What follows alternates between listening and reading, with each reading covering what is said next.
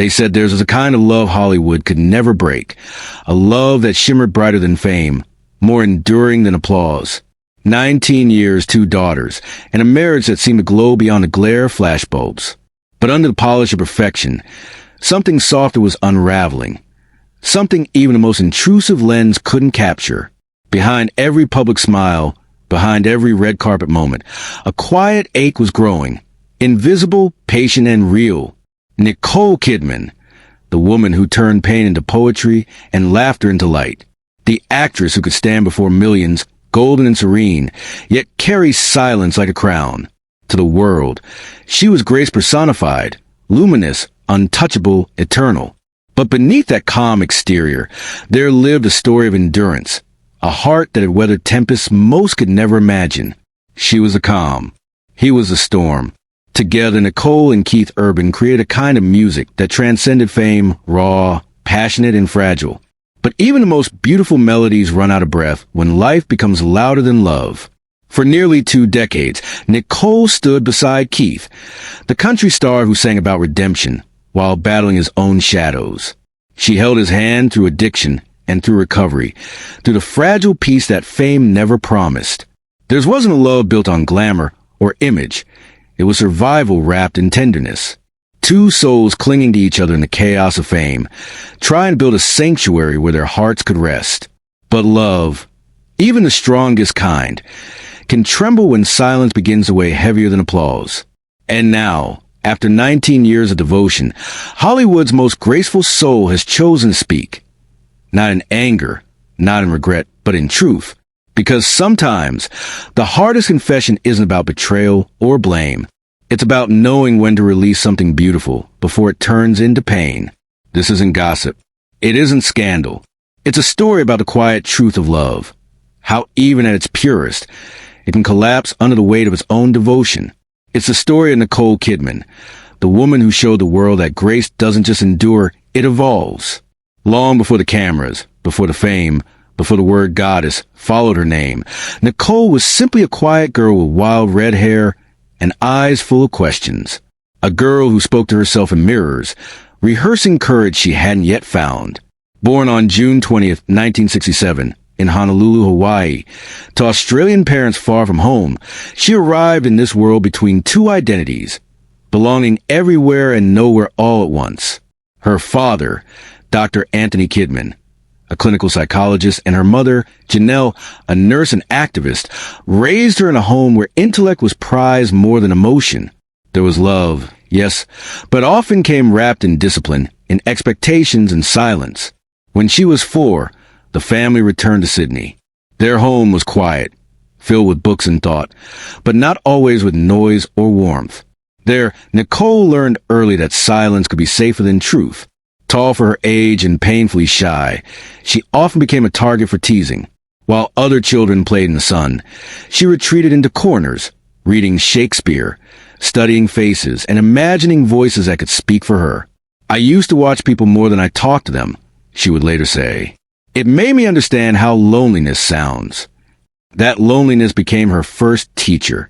When her mother was diagnosed with breast cancer during Nicole's teenage years, she learned what real strength looked like. Not loud, not showy, but patient and steady. She cooked, cleaned, and cared for her younger sister Antonia, while trying to soothe her father's quiet grief.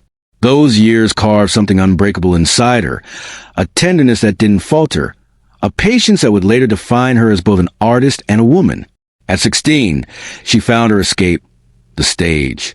Acting gave her permission to speak in voices she never dared use in real life. She could be fearless, wild, alive. Her drama teacher once described her as a girl who speaks through silence. Each role became a confession she couldn't make in words.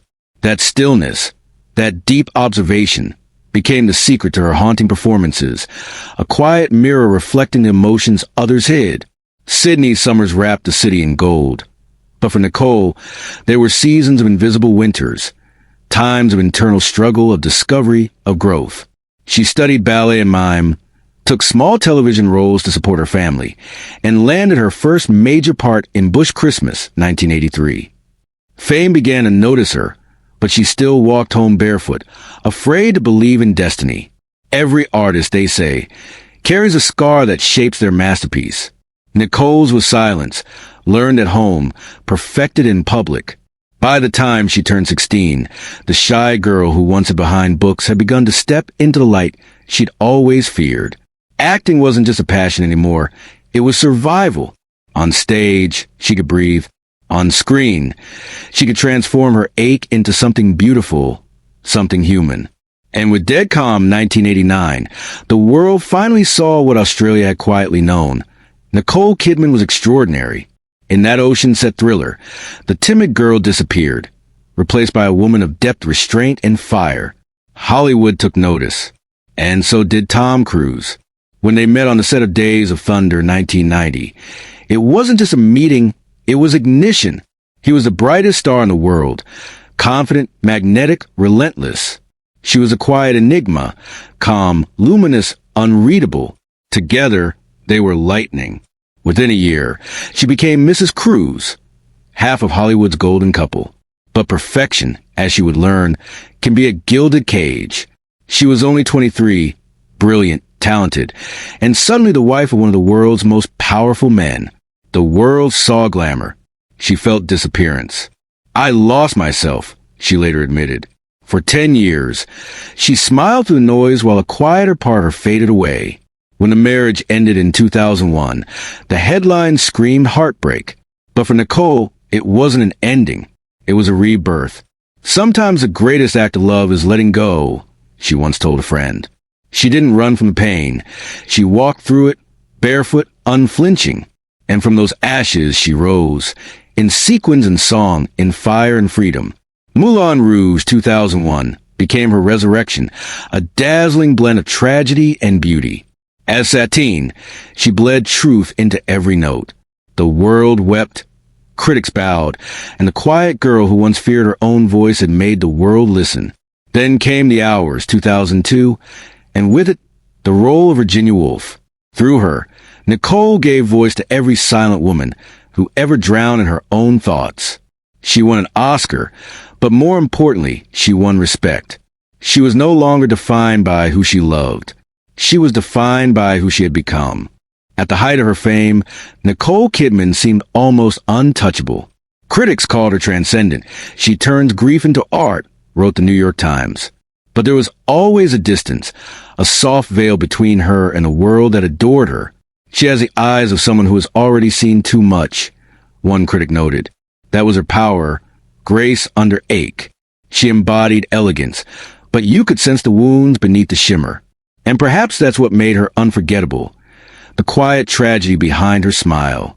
Then, just when the world began to believe that Nicole Kidman was destined to walk alone, life whispered something unexpected. It was 2005, at an event in Los Angeles honoring Australians in film and music. The lights, the applause, the glamour, all familiar. But somewhere in the crowd stood a man who looked at her not like a star, but like a home. His name was Keith Urban, a country musician with a southern soul and a northern ache, a man whose songs were half confessions, half prayers. Their connection was immediate, tender but fragile, like the first note of a love song unsure of its own rhythm. "I remember thinking he was shy," Nicole would later recall. "And then I realized he was wounded." She didn't turn away. Pain recognized pain. It spoke her language. For once, love came softly, without flash, without noise, without the roar cameras. "I wanted someone who could see the quiet in me," she confessed. In Keith, she found both a melody and a mirror. By 2006, the world watched as they exchanged vows beneath the candlelit arches of Sydney's Cardinal Soretti Chapel. It was June 25th. The air shimmered with warmth and whispered prayers. Nicole walked down the aisle in an ivory Balenciaga gown, her hands steady, her eyes luminous. At the altar, Keith trembled. He wept as she reached him.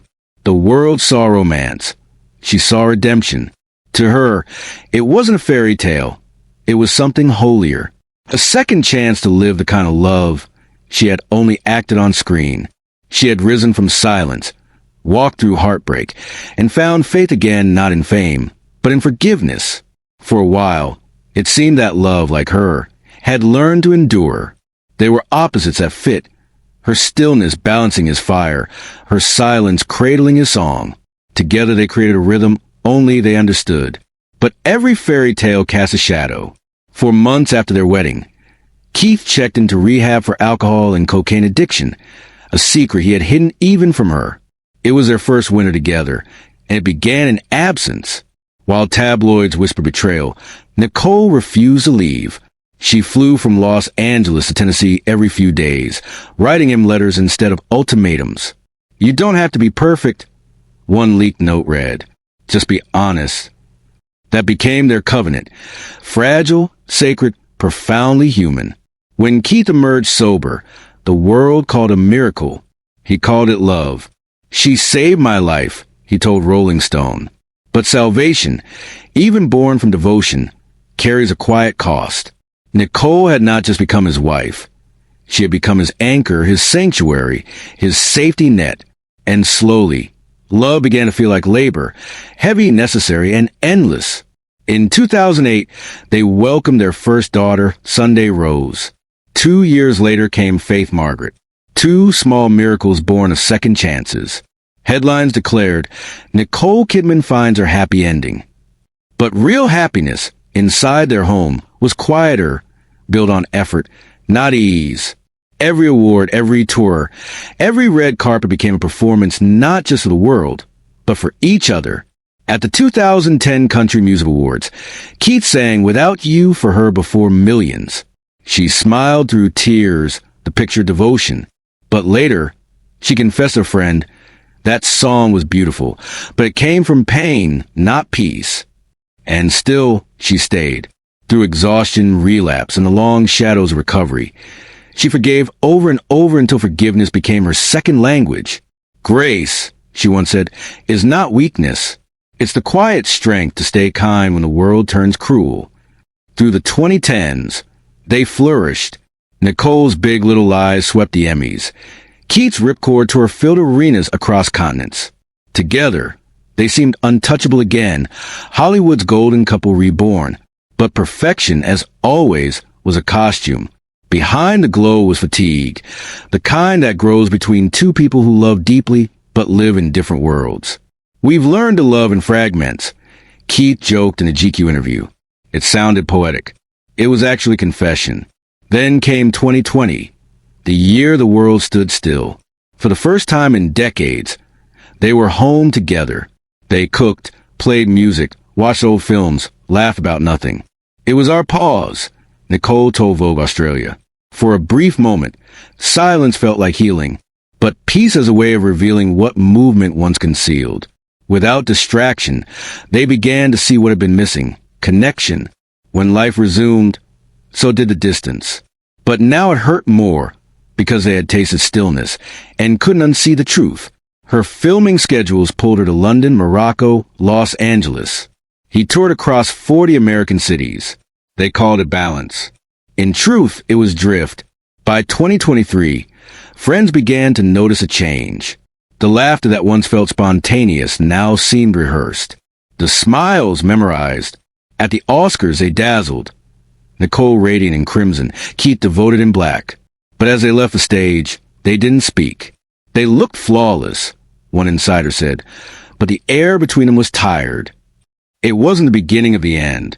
It was the quiet moment two people realized that pretending is easier than admitting the performance is over. Still, they fought for their marriage, the only way they knew how, quietly.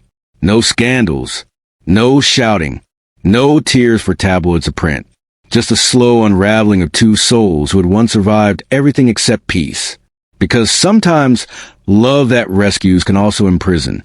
And the hardest thing to heal from is being someone's salvation.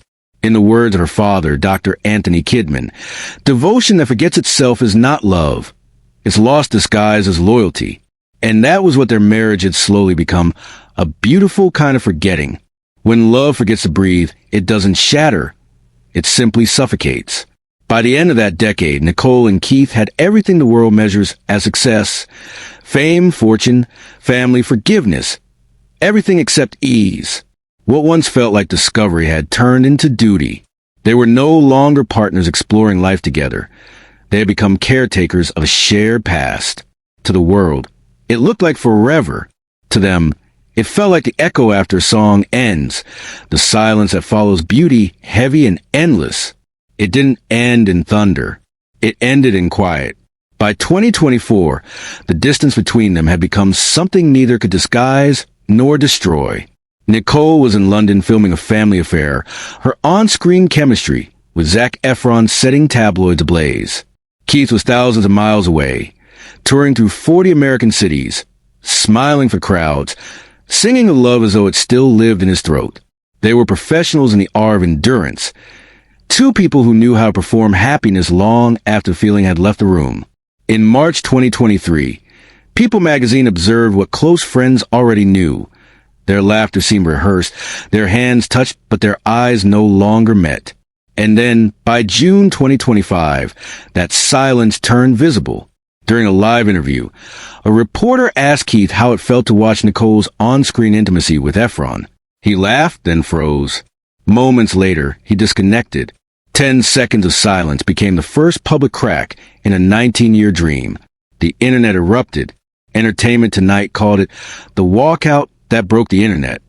But for Nicole, it wasn't scandal.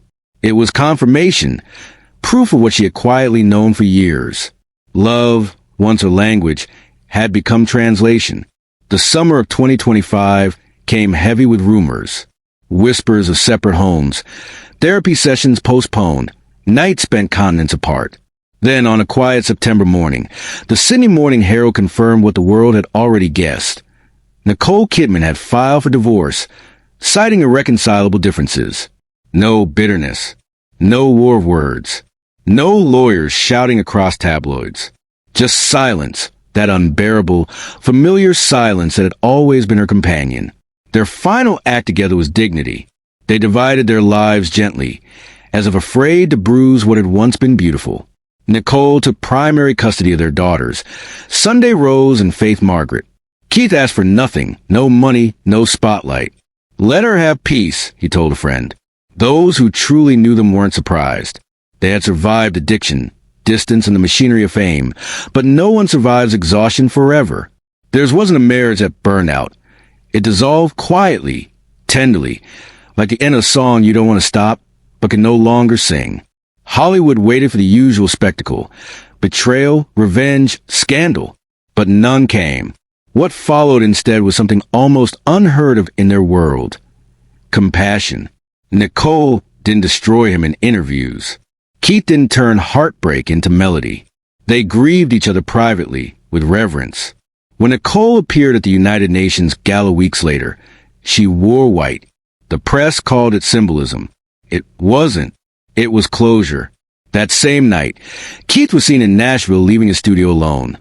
Guitar slung across his back, no entourage, no pretense. Just a man walking through the quiet. Days later, a new song began to circulate through Nashville, titled Home Without Her. It wasn't bitter. It was bare. When asked if it was about Nicole, he smiled faintly and said, "What do you think?" Nicole found her own rhythm in silence. Each morning, she walked along the Cumberland River with headphones on, though she rarely played anything. Sometimes, she told a friend, silence is the only sound that makes sense. They didn't hate each other. They didn't pretend. They simply stopped performing. In October, the Tennessean published the divorce clauses that defined their ending. One line stood out. Neither party shall speak ill of the other in the presence of their children. Just one sentence. But it carried the weight of everything they had learned. Respect, restraint, love transformed into discipline. For their daughters, they modeled something rare in Hollywood. A breakup without bitterness. Nicole cooked dinner for the girls, laughed at their jokes, and cried only in the shower. Keith returned to the same recovery group he had joined in 2006. Not because he'd relapsed, but because, as he said, I needed to remember where the beginning was. When he performed Blue Ain't Your Color Live that November, his voice cracked midway. He stopped, lowered the guitar, and whispered, "Some songs never stop hurting." The crowd fell silent. No applause, no cheers, just reverence. It wasn't a performance anymore. It was prayer. Days later, Nicole stood on another stage, the Women in Film Gala. Her voice trembled as she spoke. The stories we tell aren't about perfection. They're about persistence. Across two cities, two stages, they grieve the same love differently, yet somehow still in harmony. By year's end, what began as heartbreak had turned into reverence. The media, once hungry for scandal, began to speak of them in awe. The Guardian called it the quietest scandal Hollywood ever saw. People magazine wrote, they showed their daughters that endings can still be loving, because theirs wasn't just a separation, it was a surrender to truth. In the end, there were no villains, no betrayed, and no betrayer. Only two souls who had spent their strength loving, healing, forgiving, and finally learning that sometimes love survives best by letting go. Nicole once said, pain names us before fame does. In 2025, that pain spoke softly, not in tears, but in grace. As the year closed, she told Vogue Australia, love doesn't always need forever. Sometimes it just needs to be kind. The crowd that once envied them now mourned them, because what ended wasn't a marriage. It was a miracle of endurance. And though the silence between them grew infinite, it wasn't empty. It was full of gratitude for what they had built, what they had survived, and what they had learned. Some love stories don't die. They just stop needing words. In the months that followed, the noise faded. No tabloids, no talk shows, no accusations, just quiet, the kind that feels sacred after years of chaos. And for Nicole Kidman, that quiet wasn't loneliness. It was freedom, the sound of a woman who had finally made peace with the echo. Silence had always been both Nicole Kidman's first language and her final refuge. But this time, it carried something new. Peace. Not the kind of peace spoken in headlines or rehearsed smiles, but the quiet, unshakable peace that comes from understanding one's own heart. She didn't speak of Keith, not because of bitterness, but because she still respected what they had built together. As she told Vogue Australia, some things deserve silence more than explanation. The world clamored for heartbreak. Tabloids sought betrayal. But Nicole gave them dignity instead. It wasn't that she didn't love him anymore. It was that love, in its purest form, sometimes transforms into mercy. We can't always save the people we love, she had once said quietly, but we can love them enough to let them go. That simple truth became the quiet backbone of her story. It was not betrayal, not scandal, not exhaustion. It was release. For nearly 2 decades, she had been the calm to his storm, the constant in his recovery, the grace to his guilt. Yet love built on rescue eventually confuses compassion with endurance. When devotion becomes duty, even angels grow tired. And so, in the solitude of her Nashville mornings, Nicole began to rediscover herself. Not as the actress, not as the wife, but as the woman who had carried the weight of 2 souls for too long. Friends describe her as composed yet luminous, as if she had finally exhaled after years of holding her breath. Keith, too, found his truth in stillness. He returned to music, but differently now, softer, stripped of pretense. Gone were the stadium anthems. In their place were raw, trembling melodies written in the quiet hours of midnight. One song, The Fighter Reprise, carried a line that broke listeners open. Sometimes love wins by letting go. It wasn't bitterness. It was wisdom, the kind that cost years of peace and sleepless nights. Nicole heard the song. She didn't call him, but she sent a note through a mutual friend. Proud of you. Keep going. It wasn't reconciliation. It was recognition. 2 souls acknowledging the beauty of what once was without trying to resurrect it. Their daughters became the bridge between them. Sunday Rose, now 17, carried her mother's poise. Faith Margaret, 15, inherited her father's fire. Together, they embodied the legacy of 2 people who refused to destroy each other. When Nicole visited Keith in Nashville, she never felt the need to call ahead or check in. Trust had replaced tension. That was her hidden truth. Grace isn't the absence of pain. It is a decision to bear it beautifully. In a world addicted to spectacle, Nicole chose restraint. Where others might have written tell-all memoirs, staged interviews, or public confrontations, she gave the world silence. And in that silence, she restored something Hollywood rarely values anymore: dignity. When asked why she never spoke against him, she said simply, I don't need to win. I just need to heal. By November 2025, both had begun living parallel lives that somehow still reflected each other. Nicole traveled to Australia with her daughters for the holidays, calling it a homecoming of peace. Keith remained in Nashville, preparing for a small charity concert. When asked about the year, he told a local radio host, "It's been humbling, but that's what growth feels like." 2 sentences. No defense. No bitterness. Just truth. Their silence had evolved into something deeper than sound. It had become understanding. For those who studied their story from afar, it might have been easy to mislabel it tragedy. But for Nicole, it was transformation. The girl who once learned to survive through quiet had finally learned to live in it. She no longer needed to rescue anyone. She no longer needed to perform perfection. Her grace, once misunderstood as fragility, was revealed as strength. The kind that doesn't demand attention but earns eternity. Keith, somewhere between songs and solitude, found the courage to face himself without the shield of gratitude. He admitted quietly, "She was a calm I didn't know I needed, but I was never still enough to stay in it." In the end, their story wasn't about loss at all. It was about what remains when love evolves, respect, gentleness, peace.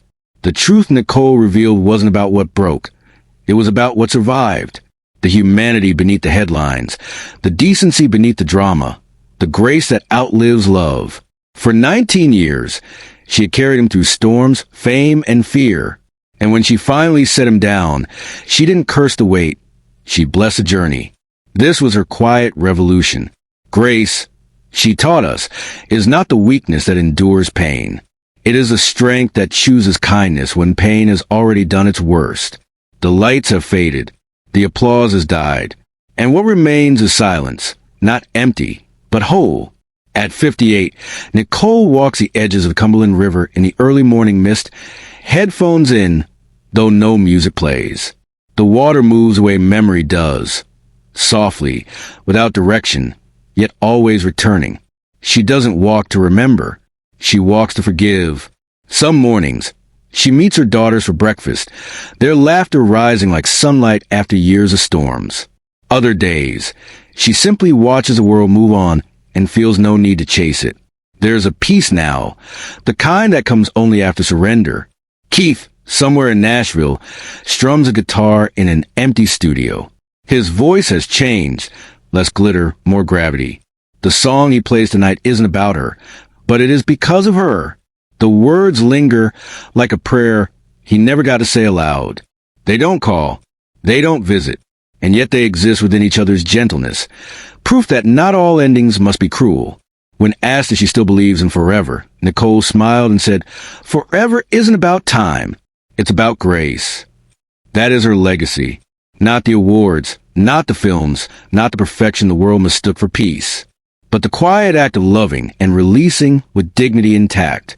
Because love doesn't have to last forever to be real. Greatness doesn't have to be loud to be eternal. And sometimes, the most powerful confession isn't the cry of heartbreak, but the whisper that says, "Thank you for teaching me how to let go." If her story touches you, share it with someone who still believes love must last to be true.